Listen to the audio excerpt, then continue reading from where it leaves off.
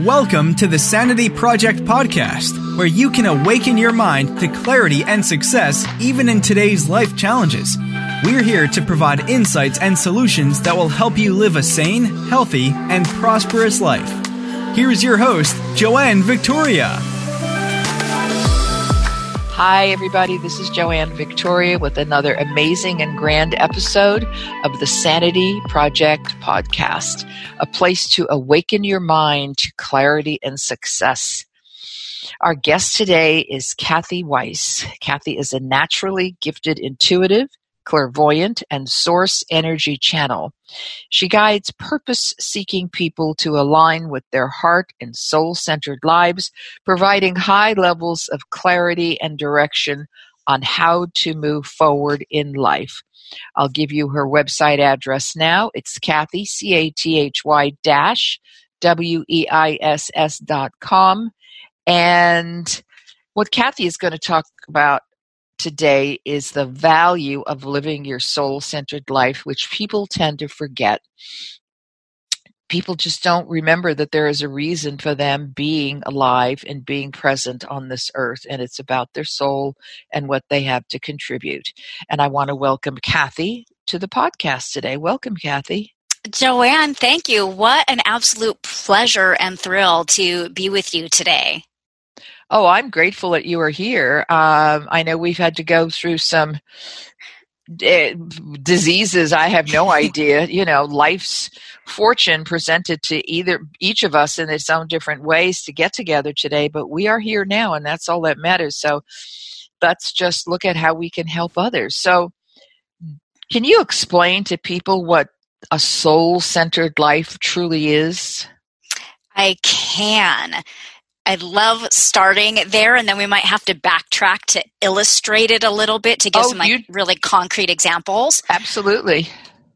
You do how you need to do it. Yeah, absolutely. So a soul-centered life is one in which you courageously trust and follow the impulses that arise from within your heart or your instinct or your intuition or that inner voice, whatever you want to call it, and you let it lead you on some crazy-ass winding life path that maybe nobody else understands, or they might think you're crazy or totally weird, because ultimately, when we trust that and we follow it, our fulfillment and satisfaction, first and foremost, arises.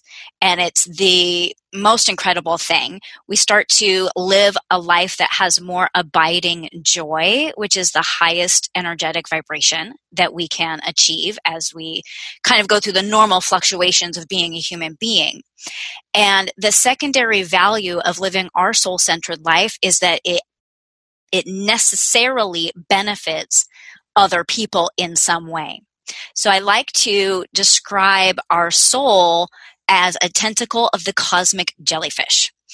And what I imagine the cosmic jellyfish is this unknowable thing that we kind of all disagree on. Is it universe? Is it God? Is it source energy? Who knows? Because it's beyond sort of like human capacity to really understand it. But I've envisioned this like vast glowing energy of just pure positive light and love. And each of us is a tentacle of that. So we really are source energy bursting forth through us as us. That's our soul. We're a piece of that infinite wisdom and intelligence that wants to express itself and experience the physical realm through us. So all of those impulses that we receive, that's really the universe saying like, hey, I want to experience this thing. And because everyone is a tentacle, when you willingly and boldly experience whatever it is that's coming through you, then the other tentacles around you, the people in your life, benefit because you're living in that highest vibration. So you're sending out energy that's love and positivity, and it uplifts other people. And then that ultimately uplifts and contributes to the growth and the expansion of the entire universe. So how did you get on this path to talk about tentacles? I mean, as a kid, I'm guessing that this is not what you were talking about with your friends. No, nor my family. No, there was no spirituality or religion or anything growing up for me. It's kind of like long and winding is the road home. I was like very traditional, great American checklist kind of person. Went to college, got a degree, went back, got a master's degree, and was a first and second grade teacher for 10 years. And during that time, I was starting to practice yoga and became a yoga instructor. Moved away from LA and became a yoga studio owner. And then that was like a whole nother crazy chapter. And then after that chapter ended, where this portion of my life really begins is I had closed down my yoga studio and was writing a memoir. And I came across a contest where that memoir could be published with Hay House Publishing without needing an agent, which is kind of a big deal. So I entered the contest and I was doing like all the law of attraction stuff. Like I could see myself winning and I knew what it was going to feel like and I could see the book cover and all those good things. Mm-hmm. And the day came that they were going to announce the winners and it was not me. And it was like, stupid. Law of attraction doesn't work. And I was so mad. And I got on a phone call with the only other person on the entire planet, maybe a little bit my husband here and there, but like my only friend who I felt comfortable talking about spirit guides and energy and law of attraction. And at the end of the conversation, she said, I'm going to send you this deck of oracle cards. When that deck of oracle cards arrived and I touched it, I heard really loud and clear in my mind, you have to do this for other people. Mm-hmm. And so I just kind of threw it out on Facebook like, hey, does anybody want an oracle card reading? I just want to practice this. And that was at the beginning of 2017 or 18. I don't know, a little while ago.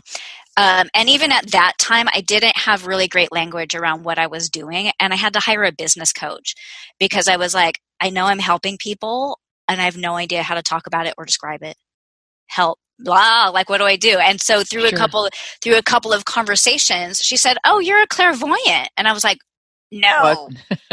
No, that's like the weird lady with the crystal ball and like she's old and wrinkly with like one earring and like a snaggle tooth, like no."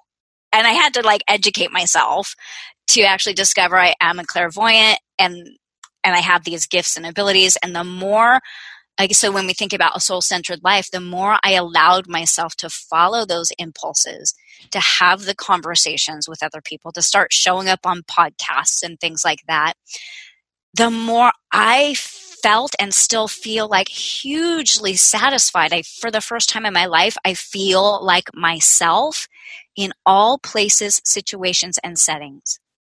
Like I never have that awkward, uncomfortable feeling anymore. And that really lived with me for a long time because I'm a very tiny human being. I'm like 4'10". Oh dear. Yeah. And so I was always like really uncomfortable about myself until this phase of my life because it was like, oh, now I'm really allowing myself to be who I came to be. And because of that, other people benefit. I think that's what it's all about. And we are here. This is my take on it and my decision. We are here for the benefit of others. Period. End of sentence. Exactly. How we do it doesn't really matter. It's the fact that we do it. We could be a clairvoyant or we could sell ice cream. Exactly. But we are here for everybody else. It gets a little frustrating because people don't go, no, I'm not. I'm here to run my own business. Yes, but to help other people. To help other people. And by the way, that person dishing up the ice cream is kind of one of my favorite people. Yeah.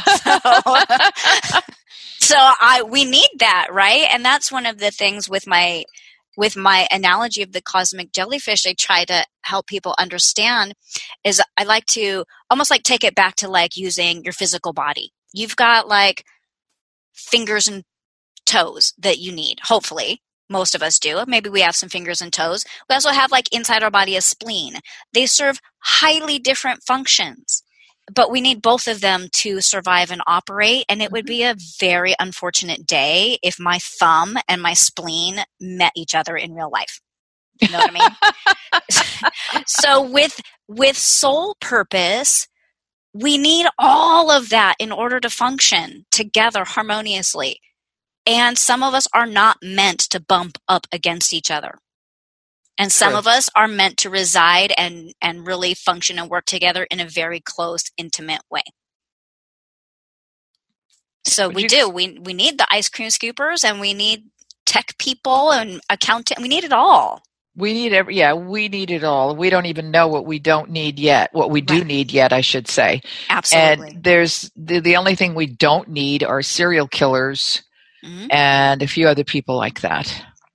Absolutely. And if we want to get like really esoteric, it's like, well, even they serve their purpose because now they're giving lawyers and other people.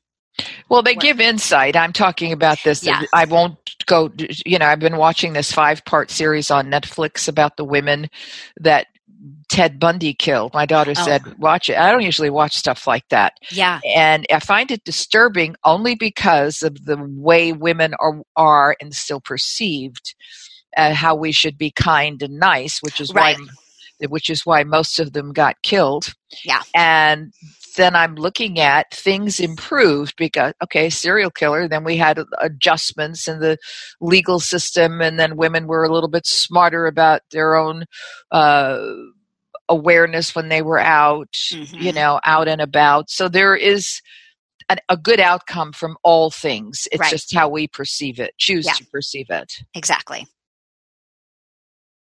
It's all growth and expansion. So when you talk about the value of living your soul-centered life, what is that? I mean, what is the value of living your soul-centered life? I mean, can't you just be an ass in the corporate world? Maybe that's somebody's soul purpose. I don't know. Well, yeah, I mean, you can, but you have free will and it's your choice. But I think the inherent value is that we're all, I think, and I could be wrong, maybe. It's your belief. It's our beliefs. I really think what most people are yearning for is a sense of satisfaction and fulfillment. And when we live in alignment with that impulse, maybe it is being in the corporate world. Maybe it's, driving a VW bus along the coastline for 10 years. When we follow the impulses that come from that higher place, we have ultimate satisfaction and fulfillment. And then it just goes right back around to then it benefits other people. And that's the value, because and this is really cool. Rob Bell, who is a really great spiritual speaker, talked about, he has a 2-hour movie thing called Everything is Spiritual. And ultimately it's that the universe is growing and expanding. And that is the direction of the universe. And when we are living in alignment with our soul's purpose and we're contributing to our satisfaction and fulfillment and other people's livelihood in some way, we're contributing to the growth and expansion of those people and ultimately the universe. So the value, if we get really far into it, the value is that we're contributing to the growth and expansion of the universe, which is the natural rhythm or the natural, vibration that's happening. So the value is that we're contributing to all of it. It's pretty awesome. Well, I think that the extreme is what I want to talk about, because not everybody else, but many people will just try to soften their perspective in order to be accepted by more people than not. And I don't care. Yeah. I don't care. I want to speak to the highest in all the people listening. Yes. Highest vibration. And if they get upset by the words that they hear, whatever, don't listen. Sorry, not sorry. Yeah. Sorry, not sorry. But I want to speak, and I want my guests to speak to the highest vibration in people, whether we're talking about, the value of living your soul-centered life, or how you work in your business, or how you treat other people, or how you are on a team. If you don't deal it from the highest level, what's the point? Exactly. Such a conversation I was just having with someone around money who was struggling with money. And I was like, okay, if the highest vibration is love, joy, alignment, and freedom, those are the highest energetic vibrations that human beings can have. what's the vibration of money? And she was like, well, I guess it has to be lower than that. And I was like, then why do you want money? Why would you want to attract anything that's lower than that? And then we had to swing around to the fact that the energetic vibration of money is love. And that's like a whole different conversation. But I'm using it to illustrate the point of like, Sure. why would you want to manifest or bring anything into your life that isn't of the highest vibration? Like, why would you want anything less for yourself? Well, I think, again, people have low opinions of themselves and low opinions of people around them and low opinions of people they don't even know. And they have to, again, listen to when people are talking to their highest part of their soul, their spirit, their brain, their mind, their source, and come from that place, because it's the people who on the spiritual level live like that, but also on the human level who reach for the stars, and get another planet. If they put their hand out there, what are they going to reach? They can get some stars, which may or may not be planets, but they can also reach another planet and more knowledge, more awareness. I don't know. I'm off probably on a tangent, but there is so much out there that we know, but there's so much more out there that we don't know. Mm-hmm. And you're not going to get that information if you live under a rock. Amen, sister. I mean, you need to be exposed, and you don't have to agree with everything that I'm saying, that Cathy is saying, but you need to just have an open your ears. You have two. Open your ears. As Judge Judy says, you have one mouth and two ears. So shut your mouth and listen. And shut your mouth, sorry, not sorry, and then re-listen to this podcast to get the essence of what Cathy is saying. The essence of what I am saying as well is that you have to listen with your highest. If this individual that Cathy was speaking with, put out that the highest level is love, joy, alignment, and freedom. And she thought he who had money issues thought that money was not even that high. I mean, money is just a thing. But it's just something that, we don't have to go out and skin a deer and trade the deer skin for food. Thank God. So somebody created money, the same person, same group of people who created 24 hours on the clock in a 25-hour day, and who decided that Monday, Tuesday, Wednesday, Thursday, Friday to Saturday, Sunday were days of the week. I mean, somebody made these decisions, so that gives you the opportunity to make your own decisions. Amen. You preach, sister. I don't know where it's coming from, but it's mostly probably from my frustration of people not even thinking that they have the opportunity to move forward. Yes. And it does take great courage. I will say it takes a lot of courage to sort of break out of that nice girl box, or that like I have to be polite box. You know what? If something doesn't feel good or right or comfortable to you, you don't have to. Well, that's what was going on in the Ted Bundy thing. The women who were killed were kind and nice to him because he would walk around with fake arm casts and leg casts. And I swear to God, and he would say, I need your help. And this was going on in the early 70s. And the way I look at it, the 70s to today is 50 years and very little has changed with women.